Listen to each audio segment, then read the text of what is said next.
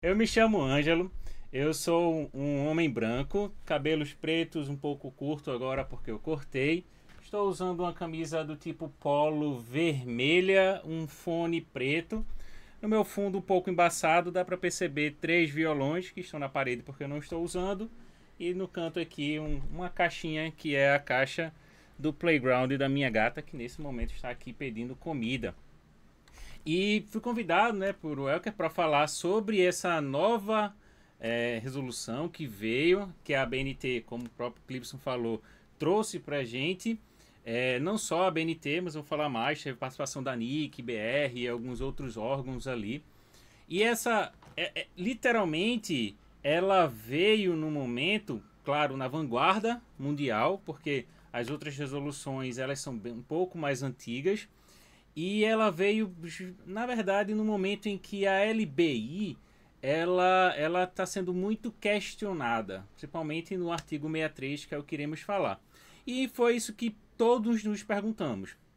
Eu participo de uma comunidade de acessibilidade lá de Recife, e em dezembro teve a consulta nacional e eles compartilharam até o documento sobre essa NBR e houveram algumas discussões. Eu quero contextualizar primeiro vocês, porque o momento de hoje não é bem uma apresentação. Vamos criar aqui uma mesa redonda virtual, onde eu quero trazer conceitos para vocês, contextualizar todos vocês, para que a gente possa pensar junto. Vamos dizer assim, eu não quero chegar aqui cheio de conceitos, eu quero literalmente trazer para vocês alguns pontos para que vocês mesmos possam pensar no que essa NBR 17225 pode trazer de vantagem para a gente e também como o mercado vai se comportar com relação a isso.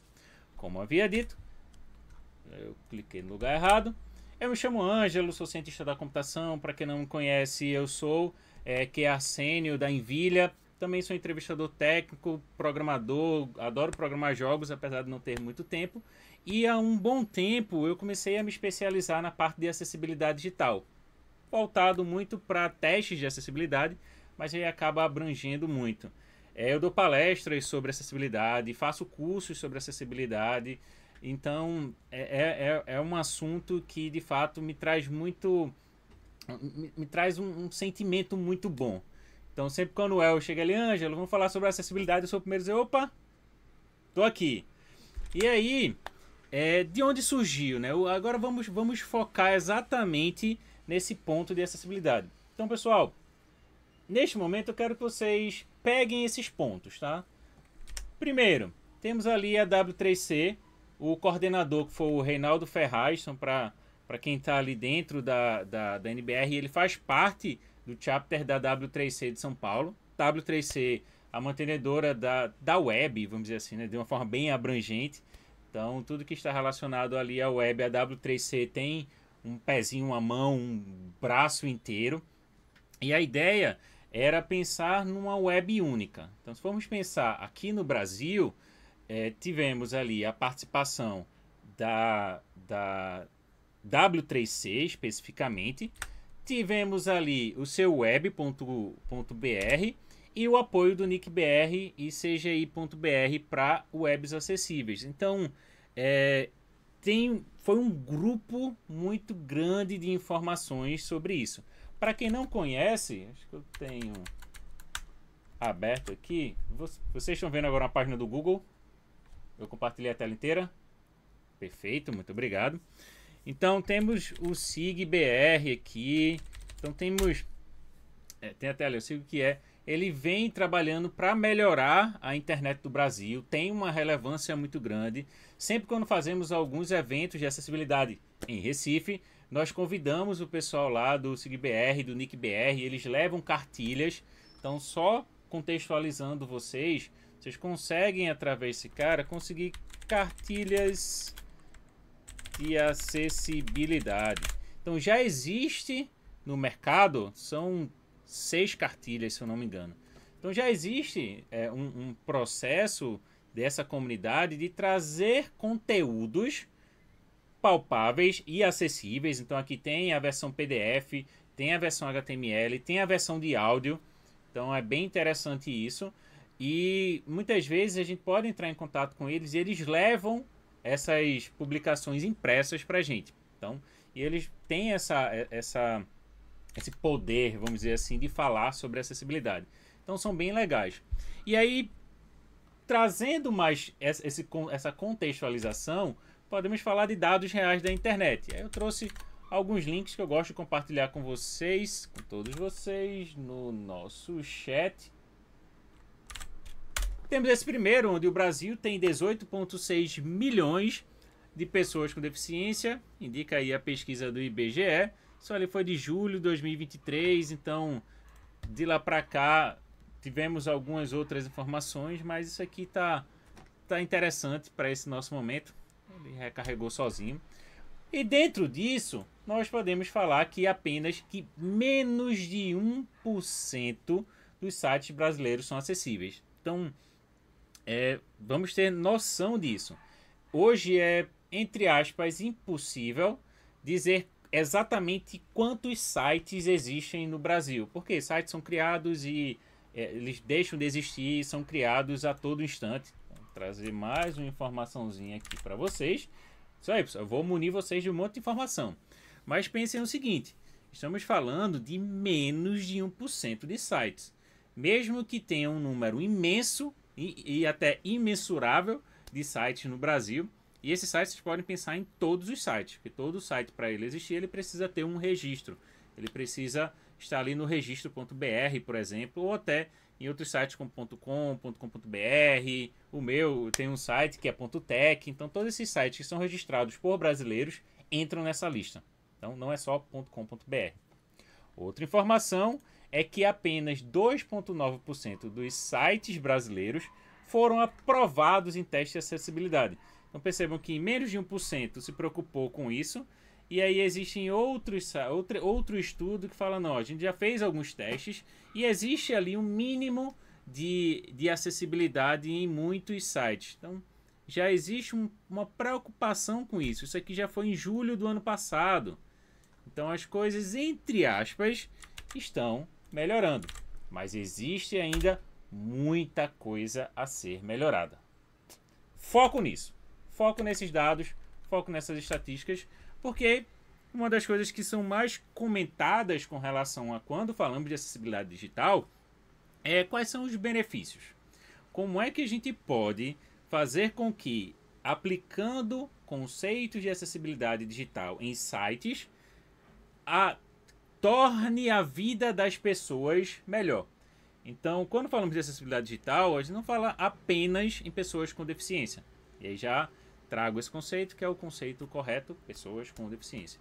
Então, não estamos o tempo todo focando apenas em pessoas com deficiência. Claro que é o foco principal.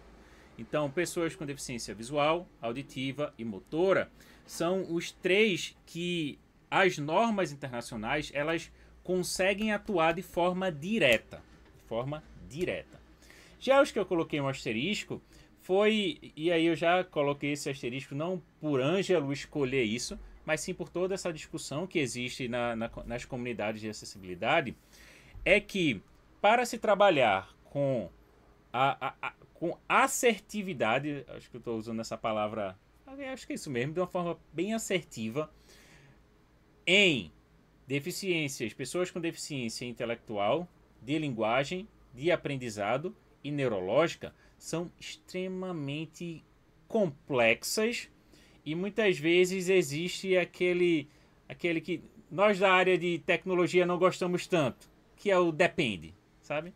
Então muitas vezes depende, porque o que pode funcionar para um grupo de pessoas talvez não funcione tanto para outro grupo de pessoas. Então, ali em dezembro, houve a consulta pública da 17225. E naquele momento, muitas pessoas começaram a discutir que o trabalho em cima desses 4 pontos que eu coloquei o asterisco, intelectual, de linguagem, de aprendizagem neurológica, ainda estavam muito falhas. Ou seja, existe sim um trabalho todo voltado para visual, baixa visão, para pessoas com deficiência visual severa também, auditiva e motora. Existem várias técnicas, existem várias formas de se trabalhar com isso, existem tecnologias assistivas para facilitar todo esse trabalho.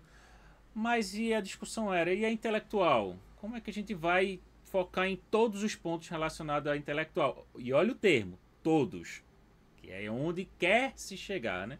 Poder fazer com que a acessibilidade digital seja acessível para todos. Então temos a questão da linguagem, temos a questão da aprendizagem, temos a questão neurológica, e eu quero que vocês pensem nisso. Pensem literalmente, comecem a colocar na caixinha, que eu estou colocando vários conceitos na caixinha de vocês, esses pontos. E claro, temos também a questão das pessoas idosas e pessoas com limitações temporárias, que isso também é interessante de se comentar, que foi pensado nisso, isso aqui é interessante. Pessoas que sofreram um acidente, estão temporariamente incapacitadas de se mover, então tudo isso foi pensado neste momento. Claro, existe a lei, então vou trazer aqui também a lei para vocês. E a lei é esta aqui, a LBI. Foi? Pronto. E temos aí a LBI. Eu já deixei nesse ponto, que é o artigo 63, porque eu vou comentar sobre ele exatamente aqui. Então a LBI, ela não está só relacionada à acessibilidade digital. Primeira coisa que a gente precisa saber. Porém, existe o artigo 63 que está realmente focado em obrigatória acessibilidade nos sítios de internet mantidos por empresas com sede ou representação comercial no país, ou por órgãos do governo, para uso de pessoas com deficiência. Parece que algo deu errado. Estamos tentando reconectar a reunião. Muito bom.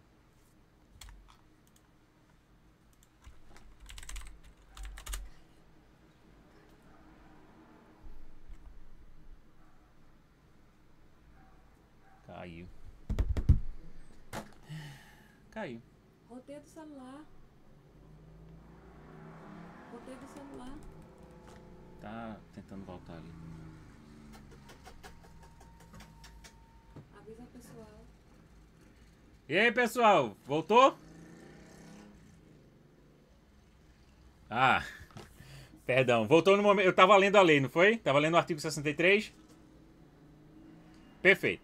Então, focando ali mais pro final, que para uso de pessoas com deficiência, garantindo-lhe acesso às informações disponíveis. E aí vem essa frase que é o que fez com que as pessoas, né, pessoas pesquisadoras e que estão interessadas na área de acessibilidade viessem com a NBR 17225. Conforme isso aqui, ó, conforme as melhores práticas e diretrizes de acessibilidade adotadas internacionalmente. E aí é a pergunta que todo mundo faz. Ok, mas quais são as melhores práticas e diretrizes de acessibilidade adotadas internacionalmente? Tá? Essa é a pergunta. Claro que a gente responde com WCAG. Ponto. Quando fala disso, a gente já pensa na WCAG. E para quem chegou aqui, para quem é novo, a WCAG é a Web Content Accessibility Guidelines, é literalmente o guia de acessibilidade digital, o guia de conteúdo da web de acessibilidade. Então, a WCAG, ela vem com 4 grandes critérios: perceptível, operável, compreensível e robusto, e com diversas diretrizes. A WCAG 2.2, ela tem... Eu tô com medo de errar o número. Ela tem mais de 80 critérios de acessibilidade. Esses critérios de acessibilidade, eles são divididos em 3 níveis. O nível A, que é o nível mais básico de acessibilidade. O nível AA, que tem um nível mais abrangente de acessibilidade. E o nível 3A, que é o nível de sugestão. Normalmente é o nível onde chegamos ao máximo de acessibilidade, onde para tudo que foi estudado, garante o máximo de acessibilidade possível. Perdão. Então as empresas, quando elas vêm para a WCAG, elas vêm algo muito grande para se trabalhar. Então nós focamos normalmente ali em pegar os critérios do nível A, os critérios do nível AA e, em alguns casos, o nível 3A. Quando a gente fala de Libras, por exemplo, ele chega nesse nível. Então, dentro desses critérios, e nós temos aqui o que cada um deles pode fazer, eles são divididos em cada um assim, ó. Eu consigo pensar num critério voltado para a legenda, para a audiodescrição, para a língua, e aqui ele vai mostrando quais são os níveis A. Então, nível A, informações e relações, sequência de significado. Então, percebam que para cada um desses princípios, nós temos os critérios relacionados a esse. Então, quando a gente fala de algo perceptível, a gente vai pensar em tudo que está relacionado ao perceptível. Só que aí tem esse detalhe que é, quando a gente pensa no perceptível, robusto, todos esses perceptível, operável, compreensível e robusto, a gente não estamos falando das deficiências, e sim da resolução delas. O que é que cada um delas pode ser resolvida com esses pontos. Então, quando a gente pensa nas deficiências, visual. Aí no visual eu posso pegar um critério perceptível, um critério operável, ou um operável e perceptível, aí vem um robusto. Então, dá para fazer uma relação com cada uma desses critérios para atender uma determinada deficiência. Pega mais essa informação. Eu sei que são muitas informações, mas vai fazer sentido. Então, quando nós juntamos aí a lei, claro que na lei ela não está referenciando a NBR 17225. Então isso aí já é algo que foi uma grande discussão, que no momento do lançamento da 17225 foi se falado pelas pessoas que estavam ali, que precisa-se sim de um decreto ali, né, do presidente para regulamentar a LBI, ou artigo 63 especificamente, para determinar que o padrão brasileiro de acessibilidade seja a NBR 17225. Eu estou falando certo, né? 17225. Tá. E aí é o seguinte, não tá.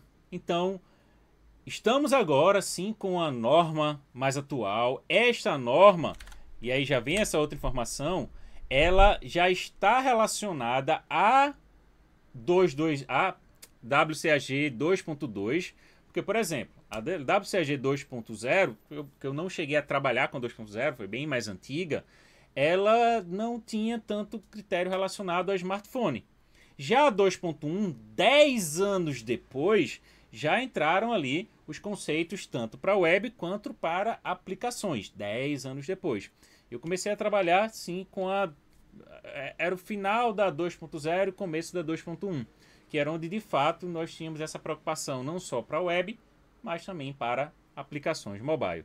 E aí então tivemos em 2023 a WCAG 2.2, acrescentaram ali novos critérios e aí foi adaptado para web, para aplicações, então foi chegando a um ponto em que a WCAG 2.2 ela já estava atendendo muito mais coisas. Claro que ainda existia essa discussão de e o intelectual, não está tão claro, de linguagem, de aprendizagem, então deixava ainda um pouco a desejar. Então a 2.2 ela atende muita coisa, mas claro, tem os seus gargalos ainda. Porém, o que aconteceu é que quando falamos de normas internacionais, a WCAG ela é nosso guia, mas tem duas grandes famosas, que são as dos Estados Unidos e a europeia. Então, os Estados Unidos, temos ali a Section 508, só que ela ainda foca na WCAG 2.0. Então, pensem que eles começaram a desenvolver essas normas bem lá atrás, 1973. O Brasil nem pensava em acessibilidade digital nessa época. Mas eles usavam ali a WCAG 2.0, que veio no ano 2008. Já a ADA, ela também era focada na WCAG 2.0, pois houve uma atualização ali do Departamento de Justiça americano para 2.2, mas isso ainda é um processo. E tem a europeia, que sempre foi uma referência no mercado relacionado à acessibilidade digital. Porque esta de 2016, ela ainda focava na 2.0 e a meta é eles usarem a 2.2 agora em 2025. Por isso que a gente está com tanto orgulho de dizer, nós brasileiros estamos à frente de todas as outras. Porque a europeia, que sempre foi uma referência, não está ainda atendendo, ainda utilizando a WCAG 2.2. Por quê?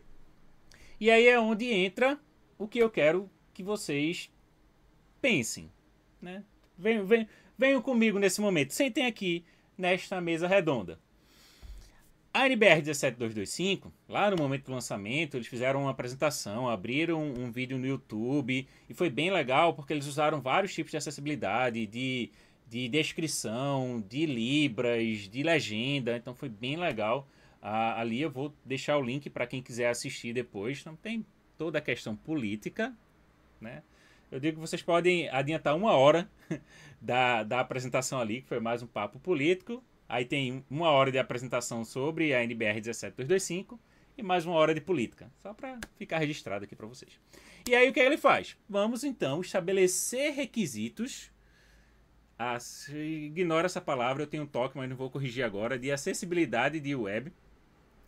E aí eles fizeram o quê? Vamos nos basear nas diretrizes internacionais de acessibilidade digital. Quais são as diretrizes de acessibilidade digital mais famosas? É o nosso guia. E o nosso guia é a WCAG. E aí o que é que foi pensado? Vamos então fazer com que esse texto ele seja mais explicado e mais simples, porém sem perder, vamos lá, sem perder o que a WCAG 2.2 já tem. Ou seja, eles estavam pensando que já as empresas elas já usam a WCAG 2.2. Então, trabalhei em algumas empresas e a gente já utilizava a 2.2 para criar os critérios de acessibilidade nos nossos sites.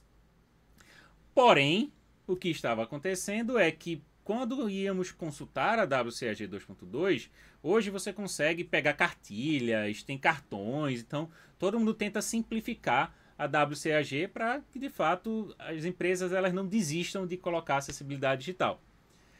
Só que muitas empresas já usam a WCAG 2.2. Então foi-se pensado, ok, se as pessoas já usam a WCAG, se as empresas já usam a WCAG 2.2, a gente não pode descartar isso.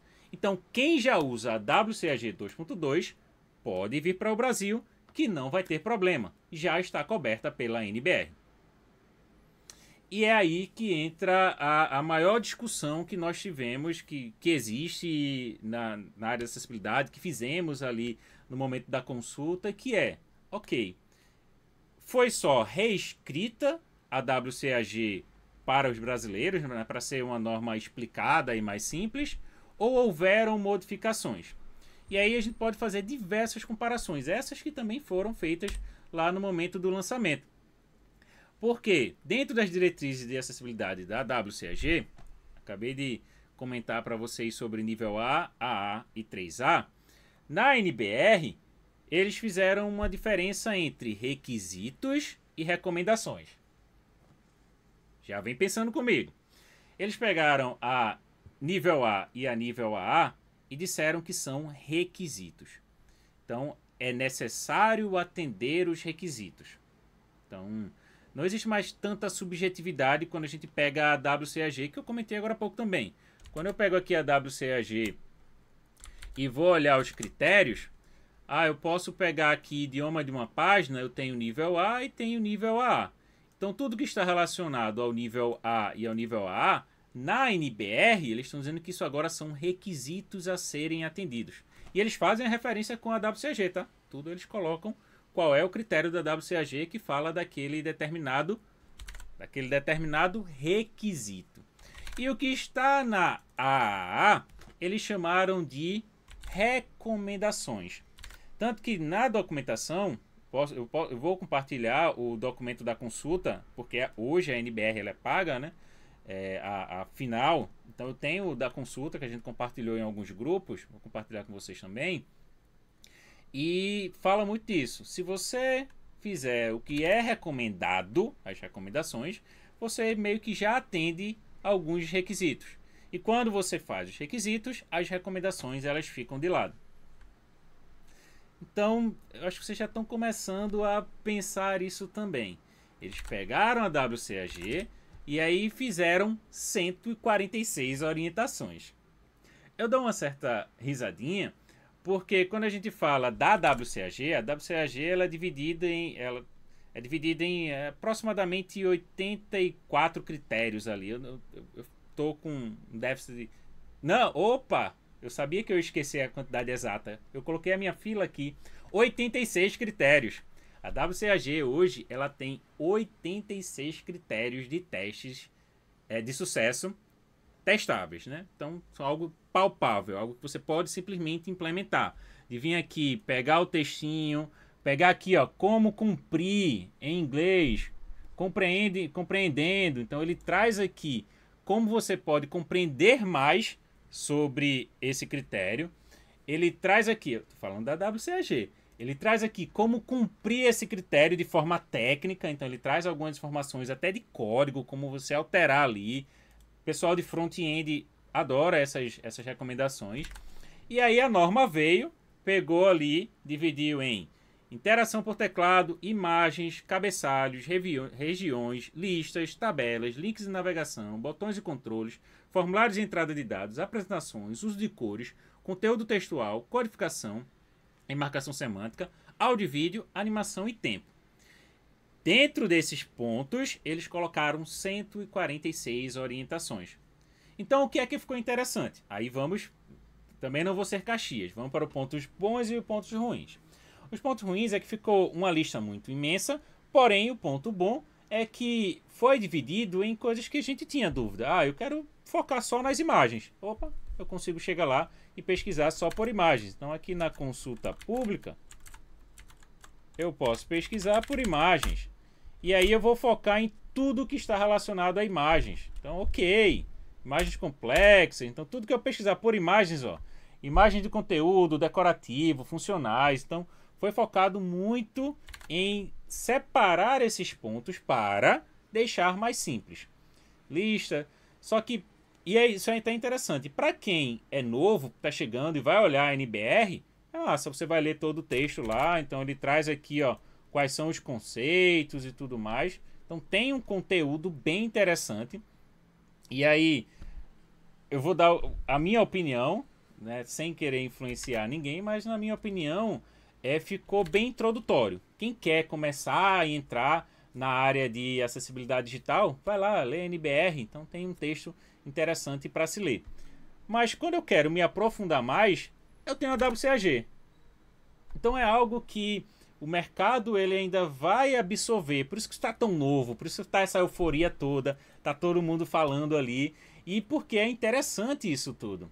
Porque quando a gente fala da NBR, eles começaram a apontar dúvidas que acontecem no mercado. Então tivemos essas orientações e, por exemplo, itens que a gente considera problemático para acessibilidade. O CAPTCHA, por exemplo, já tem lá o áudio para você clicar, então já tem um texto com um contraste melhor. Então, quando nós falamos desses pontos problemáticos, a própria WCAG, a própria NBR, ela já traz algumas informações. CAPTCHA. Já falando ali direto do CAPTCHA. Então, a parte de um CAPTCHA ou um elemento, então ele já começa a colocar aqui, ó, tudo relacionado a CAPTCHA, tudo relacionado a reconhecimento facial. Então, ele fala reconhecimento facial, conteúdos exibidos, conteúdo de inserção por CSS. Então, ele já separou no documento pontos que foram listados como problemáticos. Muito legal, ponto positivo. E outra coisa muito positiva que eu quero expor para vocês aqui, eu falei que ia falar pouco, né, Well? Que quero expor para vocês aqui é com relação ao checklist que eles fizeram. Então, é uma outra coisa que veio com um olhar legal, assim. Todo mundo olhou e fez, opa, isso aqui é legal. É a gente pensar em entregar para uma determinada equipe e dizer assim, ó, equipe, já existe um checklist.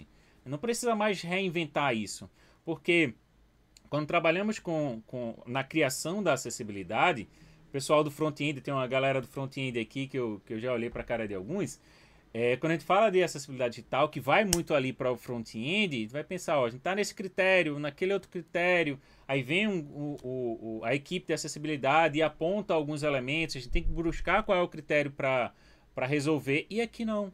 Aqui a gente já fala quais são os níveis de conformidade, quais são os critérios para serem atendidos, o que é requisito, o que é recomendação, dá para você marcar aqui ó, dentro desse checklist.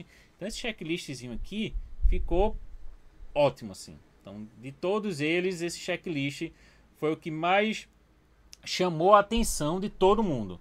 Porque esse checklist, ele é separado ó, por interação por teclado, aqui embaixo imagens, cabeçalho. Então tem um checklist que dá para se entregar para uma equipe de desenvolvimento, dizer, ó, hoje a gente vai focar, vamos criar agora um grupo de desenvolvimento que vai focar na interação por teclado. Existe um indicador de foco visível? Sim, não. Se não, vamos lá, vamos atender, isso aqui não faz parte do nosso processo, então coloca o NA. Então foi bem legal com relação a isso. Aí eu vou compartilhar o documento também com vocês. E aí eu quero, neste momento, dizer para vocês o seguinte.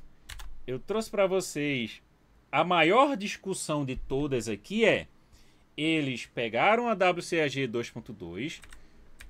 Eu vou usar um termo, e me perdoem por esse termo. Tentaram deixar ela mais explicada e mais simples. Por quê? Porque depende. E aí acabaram não focando muito nos problemas que tem na WCAG. E eu não posso nem falar problemas, que aí também não quero ser cancelado pelos WCAG lovers. Pelas certas inconsistências que precisam de melhoria para a WCAG. Porque também a WCAG ela não é perfeita. Mas os pontos em asterisco aqui, eles precisam de uma atençãozinha melhor, sabe? E quando foi feita a NBR 17225, ainda vieram essas lacunas. Então existiu ali em dezembro um grupo que não queria que a NBR 17225 fosse aprovada, por exemplo. Então tiveram algumas pessoas, até algumas pessoas que foram consultadas, que não gostaram muito de como o texto foi escrito. Mas ele foi bem escrito. Não estou dizendo que não foi bem escrito. Ele foi bem escrito.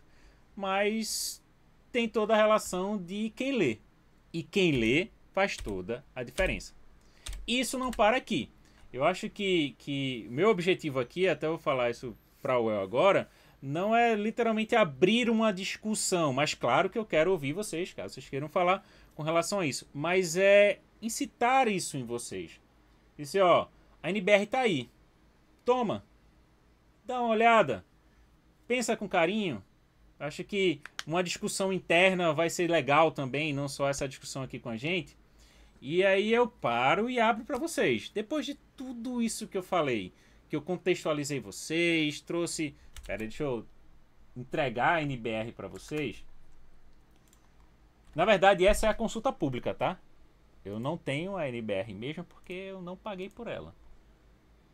Mas essa aqui é a consulta pública que foi compartilhada em dezembro. Isso foi ali de dezembro. Consulta NBR 17225. Pessoas que ingressaram no chat mais tarde precisarão de sua permissão. Tá aqui, NBR 17225. E aí, pessoal, é isso, tá? Eu vou compartilhar esse slide também, caso vocês queiram essas informações. Eu fico aberto para quem quiser discutir, até não seja agora, se quiser conversar comigo depois, quiser falar sobre isso, trazer informações, a gente pode marcar um outro momento, dizer assim, agora que você leu a NBR, vamos falar sobre ela. Né? Porque eu acredito que nem todo mundo aqui chegou para ler, ou veio com interesse. Então você que chegou aqui com esse interesse... Massa. Tá aí, ó. Coloquei muitas informações na caixinha de informação para vocês. E agora quero que vocês pensem sobre isso. Deem uma olhada no que essa NBR, literalmente, ela pode trazer de vantagem para a gente, caso ela seja inserida na nossa legislação. Porque se ela chegar aqui na legislação e disser, ó, agora nós temos... as conformidades que precisamos atender são da NBR 17225. Isso aí sim vai, ó, trazer um ganho imenso para nosso país. E agora falando literalmente para o nosso país relacionado à acessibilidade digital. Claro que ainda tem toda a questão da fiscalização. Então essas coisas elas não vamos entrar nesse mérito. Mas vamos entrar no mérito de que o Brasil de fato ele veio bem, ele veio com força. Ele chegou ali, pegou a WCAG 2.2 e fez. Agora eu vou criar a minha normalização. Vamos lá? Vamos fazer essa discussão internacionalmente? Vamos levar isso para fora do país também, para que todo mundo veja que que estamos preocupados com a acessibilidade. E é isso, pessoal. Alguém quer comentar alguma coisa, alguma dúvida? Apareceu falha ao enviar. Alguma dúvida? Querem discutir? Alguém que já leu sobre isso? Alguém que já participou de algum momento? Que já teve alguma discussão anterior? O que é que vocês acham? O que é que vocês acham desses 146 orientações que foram colocadas ali? Como é que essas orientações foram escritas? Então, assim, na minha opinião, elas ficaram ainda muito superficiais. Quando você vem para ler tudo isso, eles pegaram as informações da WCAG, traduziram, muitas são traduções literais, isso não fica aqui entre nós, muitas foram traduções que foram feitas ali da WCAG, colocaram aqui em todas essas orientações, divididas em recomendações e orientações, né? Requisitos e recomendações, e tá aí. Então, massa que isso tenha acontecido, fico muito feliz que isso tenha acontecido, que haja essa atenção para a acessibilidade digital, mas claro, ainda precisamos, né, melhorar ou ampliar ou afirmar ou maximizar isso que foi feito no dia que foi lançado no dia 11 de março de 2025. E aí eu deixo para vocês essa discussão e fico à disposição de todos vocês.